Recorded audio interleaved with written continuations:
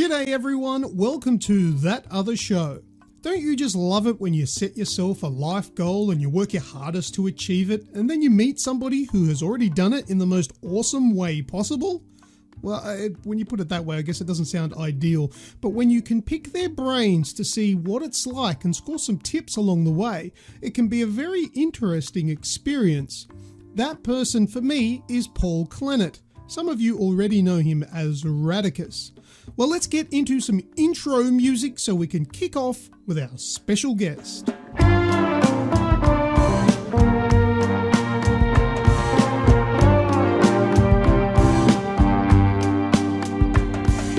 This is episode 8 of That Other Show. Today is Thursday, the 10th of January, 2019. I am your host, Lucas, and once upon a time, my parents told me to respect my elders. So with that in mind, and with the most respect that I can muster up, I introduce to you all my guest for the show, Paul Raticus Clennett. How are you, buddy? Hang on, I better turn my hearing aid up. What was that? You prick. I said, how are you, buddy? I'm good. I'm good. I'll be fine if I can find my incontinence bag, but I don't know where that is. So. Oh dear. All right. Well, we'll edit out any mishaps we might have during the show. Thanks for coming along. No, man, I've been looking forward to this. It's going to be a bit of a buzz, I'd say. I'm sure a few people have. You've got some stories to tell from what I can see. Just a little. I'll start off with an easy one that might be a tricky one. Who is Raticus? Okay. So it's actually come back. This is going to show my age. I used to be into CB radios, right? So, and there was this. I saw this car running around on a demo derby called King Rat. So I used to be called King Rat on my CB radio handle, and it just sort of evolved from that, Rat. And then I saw an album cover from the Stranglers called Ratty Something Novosis or whatever it was, and I just made it Raticus, and I've just used it ever since. So I've been, and even when I'm playing old arcade games, you put your 3 initials in. It was always R-A-T. Oh, so yes. It's been like it since the late 70s, early 80s. So yeah, back in the days. Not that excited. That's good. All right. Now, for me, it has been and still is a life goal of mine to make it to an E3. I don't know which one it'll be, but just one year I want to go to E3. Now, from my information and what you've told me, you've been to E3 not once, but twice. Yep, I know. What's it amazing. Like? I used to explain to people, it's like walking into a concert hall, like with the biggest, loudest band playing, the door opens up, you walk through the door, and it's just a wall of sound. Now, this is how it used to be. I know it's changed a bit now. It's sort of dulled it down a bit, but it was just like massive screens, so loud, and this action everywhere. It was a senses overload is probably the easiest way to explain it. Incredible. It was just amazing. It really was just amazing. So, and the first time I went, I really, to be honest, didn't really know what to expect. So, and yeah, it's great. If you could go, absolutely go. You won't forget it. So, what is it? 2001, 2002, and I still, remember it. But it's just fantastic. Okay, it's hard to put it into words. You've got to put it. You've got to. You got to do it. You got to do it. Okay, so 2001, 2002, was that when it was open to the public or still media only? No, it wasn't public, and that's where it was better. So it was just retailers, obviously developers. It was basically non-public. So I went because I worked for a big retailer, and I run the games department for them, and I won the trip the first year round, just on results. But I was sponsored the first year by Ubisoft. So I worked on the Ubisoft stand. Oh, right. So that was cool. When in the second year, I was sponsored by THQ. So I had to work on the stand. I was just handing out paraphernalia to people, but I also I did that for a little while. But then I'd go off and I'd have to do a report for work, and I'd just go to all the different other stands. And a mate of mine was actually the head of Nintendo Australia. He was actually from Adelaide.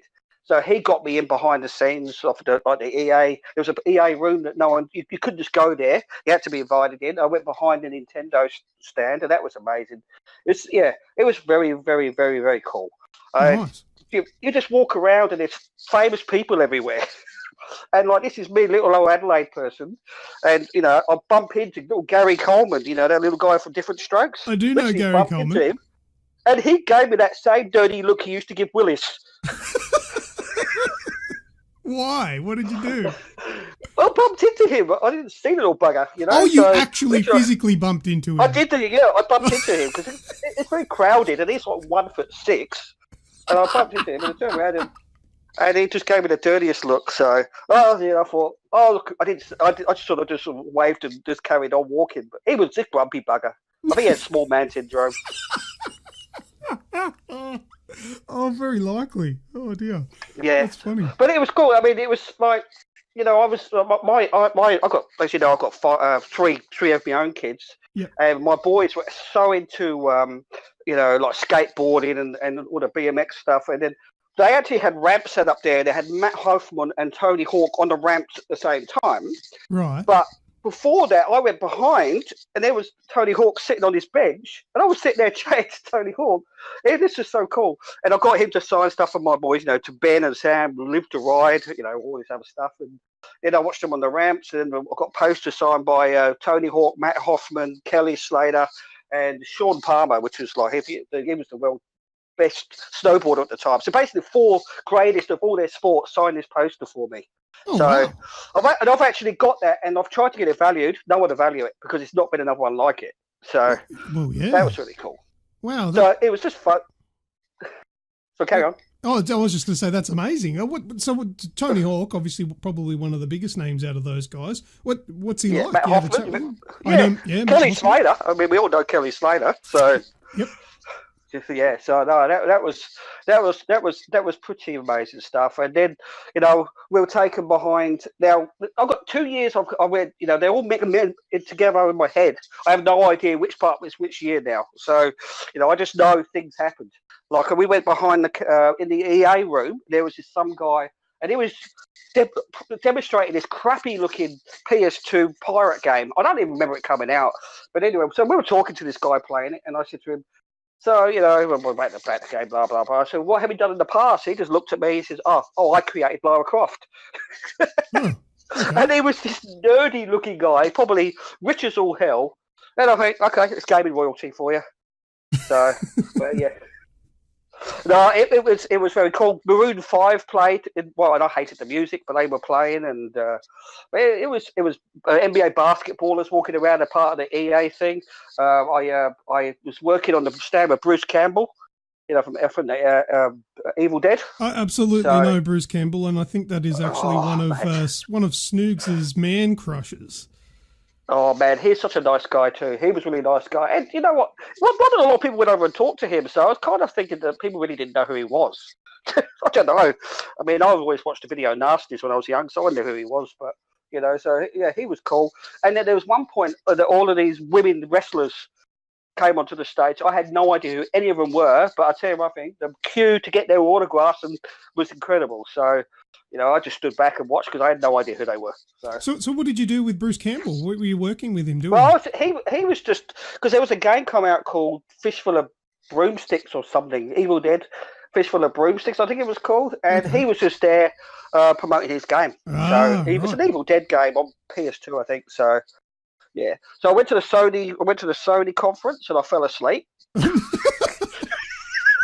Because we got off the plane, went to the hotel, went from the hotel straight to the conference. Yeah, that was a little bit much, but anyway. So, but yeah, no, it was pretty spectacular. But I actually fell asleep at the Sony conference. That's very embarrassing. It was that enthralling, was it? Oh yeah, but then when Sony took us we had the Sony party with their big DJs and all that sort of stuff at night time, and yeah, it was very cool. I didn't get to the Nintendo conference because that was booked out. Microsoft, I don't think, had one at those days. They were just launching the original Xbox, so they were pretty bit low key then. So. Yeah, fair enough. But yeah, it was good. No, it was amazing. You know, absolutely amazing. You know, so yeah. Right. Yeah, just go, do it. I can't wait. Now, look, you've also mentioned to me that you watched an episode of Star Wars with Hugh Hefner and his bunnies. Was that an E3 or what? What was that? Okay, so we were sponsored to go over, right? So you had like because the company I work for is all over the country, right? So there's gaming managers in each part. So for someone, Sony sponsored someone, Nintendo sponsored someone, and so on and so on and so on. So all of these sponsors paid for us to do something while we're over there. So but we all got to go to the Chinese Theatre on Hollywood Boulevard to watch Star Wars Episode 2. Now, boy, shitty film that was. But anyway, on the digital screen. Now, we're talking 2002, so that's like, that's pretty high-end stuff. We didn't have them in Adelaide. We probably still don't now. It was still one of those Super 8. But anyway, so we were just sitting there, dozing off watching this shit film. Anyway, and then one of the guys sort of points behind me, and like I looked back, and there's about a few rows back, and there literally was Hugh Hefner in his own seat, and all these girls next to him. Now, people don't believe me, right? That's fine. They don't have to believe me. But I swear to God, I was sitting there and I'm thinking, you got me now? Yes. Yes. All right. I dropped my phone. I got excited when I talked about Playboy bunnies. No, just look back. Saw them. You have to in his Playgirl bunnies on there, but the rows behind us. He owns his own row. Not anymore. I imagine. He owned his own row. And I just looked, I was thinking, shit, I'm getting paid to be here. It was amazing. Nice. You didn't talk to him? Obviously, you were in a movie, weren't you? No, God, no. I mean, you wouldn't get anywhere near the guy. So it was just the fact that I saw him. It was pretty cool. And I think the second year, I know it was the second year, we got taken to the Activision studios, the actual proper Activision studios. Yeah. So they sort of talked about how they did the motion capture for the Tony Hawk games and all that sort of stuff. So, I mean, I look back now, I realise how absolutely lucky I was. Absolutely how lucky I was. Oh, mate. It was amazing. Amazing stories. But you know what, though? What's that? I came back, I saw this little game, and it wasn't even promoted very well. It was just a couple of screens, and it was a little game called Grand Theft Auto 3. You may have heard of it. I think it came out a few years back. I don't know if you're familiar. I knew a couple of mates that had it. Yeah. I saw it once in the shop, I think. No, anyway, I came back and I said to my boss, this is going to be the biggest fucking game in the world. And he's saying, okay, I'll trust you. What do we do? I said, we're going to get 80 copies in, right? Now, most other stores in the chain got 10, and like EB Games up the road, they all sold that day one. We were the only people that had stock because I got 80 copies in. This is going back a long time. So, then people were getting a lot of stuff in. And, yeah, I was right on that one, but I was also wrong on Sims Online. I actually thought Sims Online was going to be massive when I saw that, and that was the biggest flop. So I didn't even know there was a Sims Online. There you go. That went well, didn't it? I think we got to give them away. Oh, fair enough. All right, Tay. There's another thing I need to ask you about. You have made a very bold claim that apparently you are the inventor of the video game bundle. Well, I don't know. All I can say is that when I've worked in retail a long time, like 20, 30 years now. And when I was first started selling and hiring game consoles, I would have thought, well, why don't we just put consoles together with an extra controller, this and that, and try and get all the third-party shit on it so you can make money. And no one was doing it. So, I started doing that in this little tiny store in the middle of in the hills in Adelaide. So, anyway, when I went into this big company, I started doing it there. And the boss thought it was a wonderful idea. So he proposed and showed the head office in Sydney, and they took it on. Mind you, he took all the claim for it, I might add. I never got any, but anyway, that shit happens. So it went across the whole, so bundles was made for all the stores, and then all of a sudden, other places started doing it. So what am I supposed to think? No one else was doing it, and I started doing it. So what can I say? No, that's how it feels, and I'm not going to stick with that. Well, the inventor of the video game bundle. So every time there's a new special bundle, everyone's got you to thank. Well, they used to have games, and used to have the old Nintendo had the Donkey Kong pack, but it was just the game and a good console. There was nothing else in there. So there you go. Well done. Oh, people may argue with me about it, but it's what I saw. All right, now you, from the information once again that you've given me, you used to be a PlayStation enthusiast. Is that right? I actually a gaming enthusiast. Really, be honest, I've never really, as much as I give everybody shit, I've never really been one console over another. Right, but because when I worked in retail, well, I still do, but when I went to the gaming retail, I used to get all the Sony games for free. Now, in those days, we used to get demo discs. So, of course, I went to Sony. So I had all the Sony consoles and so on. And so, yeah, I was a Sony nut. I went to a launch as part of work of the Microsoft, all Microsoft stuff that was coming out, and they had a dummy of the Xbox 360. This is before launch there. Yeah. And they had competition. Who's going to win the first one to come into the state? You 1 week before the launch, you were having your Xbox 360. They gave one away, and I won it that night. I had to go on stage and do this sort of stupid stuff. Oh, wow. And so I boasted to everybody that I'm going to be the first person in Adelaide, or actually the first person in South Australia, to have an Xbox 360. Fucking thing come back 1 week after launch, didn't it?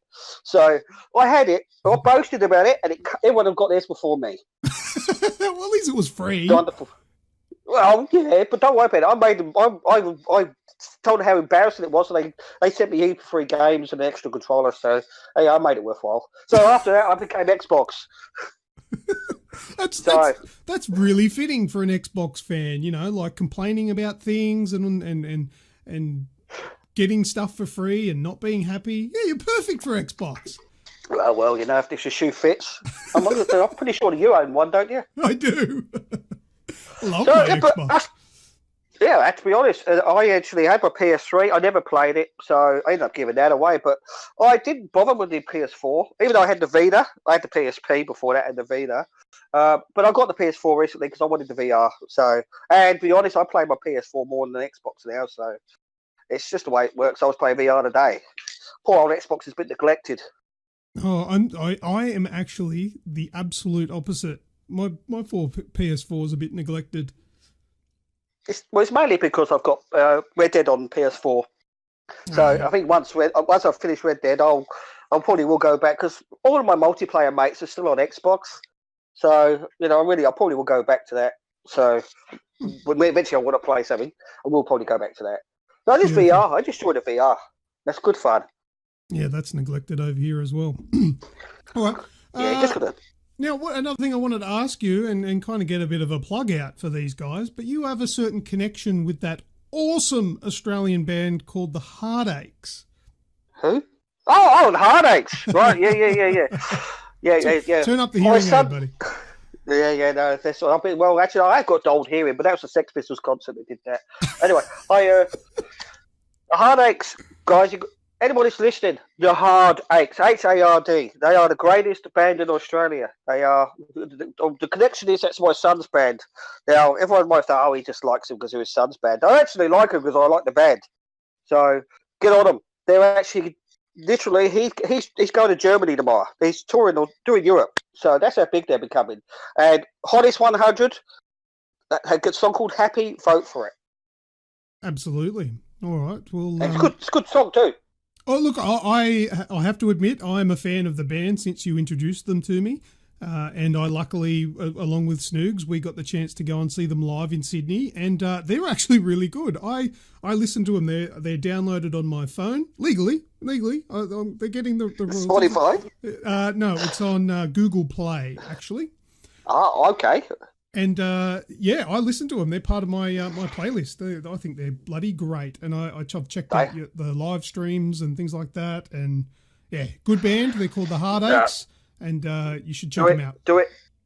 Yeah. So I just want to say that I really enjoy what you guys do. Right. So I've never really been in podcasts is something I really just started to get into the last couple of years. I never really did it. You know, when I first got on and I heard you and Rhett on Aussie Gamers Express, and I thought you guys were the biggest wankers. Seriously, I swear to God, I put it on because I was looking for decent gaming content, but it wasn't American. It was just the Americans a bit over the top. I just couldn't stand it. So I got you guys, and then him is bam and all this. I couldn't stand you, but I gave you a chance, and so here I am. I'm to say you're I missed listening to you guys. Got nothing to listen to on the way to work. I'm having to go and listen to old crime podcasts now. So you need to get back onto it, fellas. Hey, I feel really good. The podcast is coming back very soon, very soon. That's so funny. But you know what? I've got to say, you weren't wrong. We are the biggest wankers. Yeah, no, it's a good laugh, and that's what I mean. It's good Aussie. I mean, you know, I don't sound very Aussie to you guys, but I am Australian. But it's a good. You guys have got a good Aussie sense of humour, way of doing stuff, and yeah, no, it's cool. It's very, very funny. I love you guys. Thank you very much. That's I appreciate that. All right, well, that's pretty much our time up, man. So thank you very much for joining for this episode. So if you guys have all gone to sleep now, if you need a insomnia, cure for your insomnia, just listen to this, what we've done over and over again, and then you can send me the pay later, okay? We'll make an app out of it, a sleeping app with just this episode. Yeah, the Raticus cure for insomnia. I can't even say it, so I got to say it. Oh, that's funny. All right, so as I was saying, Raticus, thank you very much for joining me for this episode of That Other Show. No, anytime. Have fun, guys. All righty, let's catch you later. Thank you. Well, that's it for this episode of That Other Show. If there isn't enough content in this show, then you absolutely need to go and check out the Aussie Gamers Express video game podcast, which is hosted by Snoogs, Rem, and Correggio. Check out the links in the description. You can also go and vote for the song Happy by the Heartaches using the link in the description also.